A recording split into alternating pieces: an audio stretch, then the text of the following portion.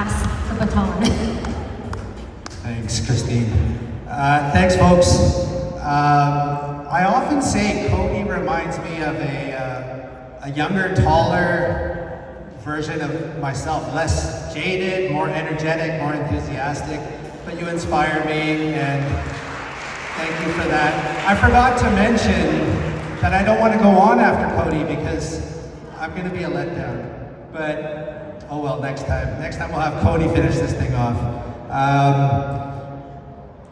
And you know, I wrote this speech, and then I always have these dilemmas that people that know me know, that Anita knows, is will I actually stick to the script or will I go off script? I haven't decided yet. I'm gonna wing it. I'm grateful. I'm grateful for the opportunity, so I'm winging it. I'm grateful for the opportunity to be able to do what I do. It can be exhausting sometimes. It can be frustrating sometimes. Many of you have probably heard my frustrations, but it's still couched in optimism. The optimism that things will get better, the optimism that together the community can do so much. And we've done that, and we've done it because of the support of community, the like-mindedness of all of us. We want to make the world a better place. We want to make a difference. We want to be impactful. And that's what invigorates me. That's what inspires me. Now I'll stick to the script. It's been 10 years, so please indulge me as I engage in a little humble bragging about what we've been able to accomplish. This is a Made in Surrey solution to address the mental health and well-being of Surrey residents, British Columbians, and Canadians from other provinces too. Because our philosophy is if someone needs help, we're going to provide it.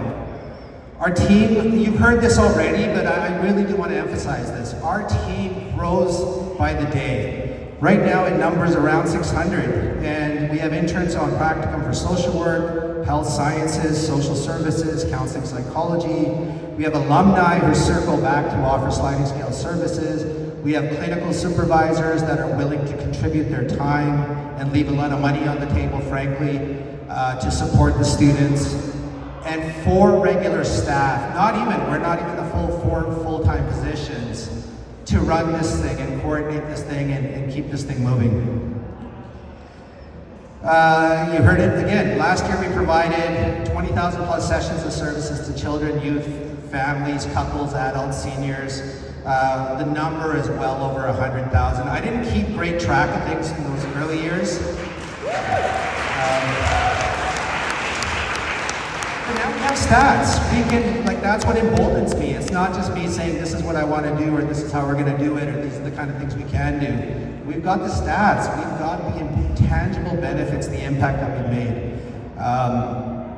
We're low barrier. You don't need to fill out checkmark criteria for service. You don't need to live in a certain region. You don't have to have a certain diagnosis. If you want help, we're going to provide it. We're not always the best fit for everybody, absolutely. But at least we're going to try. We're not just going to close the door. We try to operate with minimal weights because it takes great courage to even ask for help. I don't want to add more stress to someone's plate by putting them on a 1-year wait list or hot potatoing them somewhere else and saying, sorry, we can't help you. I just don't think that's acceptable. With infinite need and finite resources, typically services are focused on late intervention crisis. Meaning we rarely get in front of any particular social issue, and great suffering and harm takes place before a service is even made possible. We, on the other hand, again, thanks to this wonderful team, we're able to provide prevention, intervention, crisis intervention, a continuum of service, the kind of services that our community needs and deserves.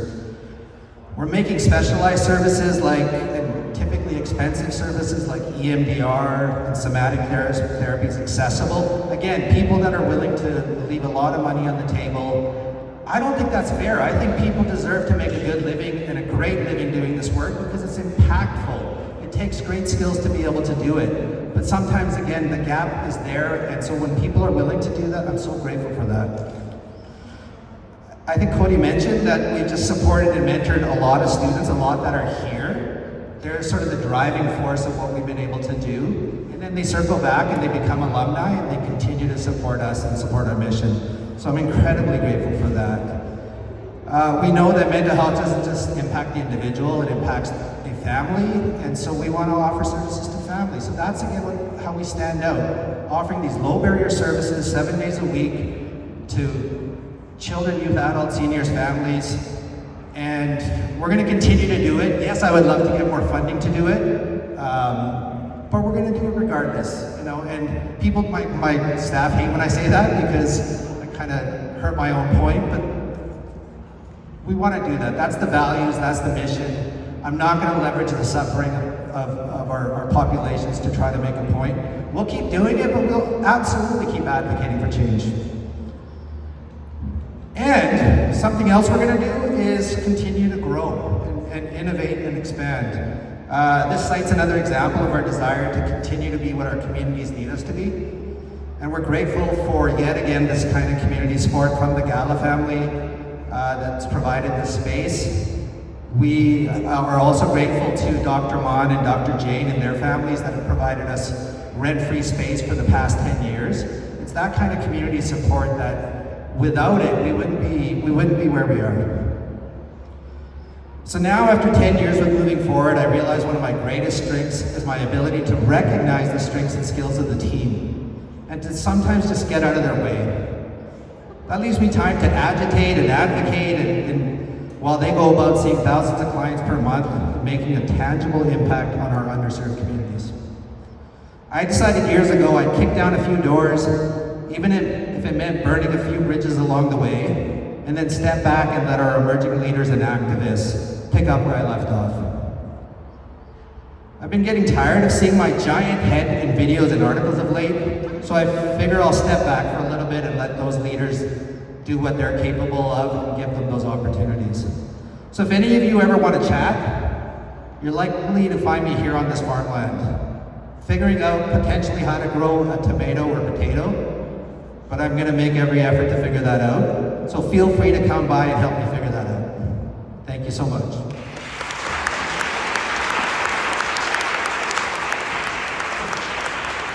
And I'm never going to move on after Cody ever again. Thank you, Gary. And thank you to all of you. This ends our event, our connection, our connecting together to this land. This starts the next chapter, this exciting chapter, but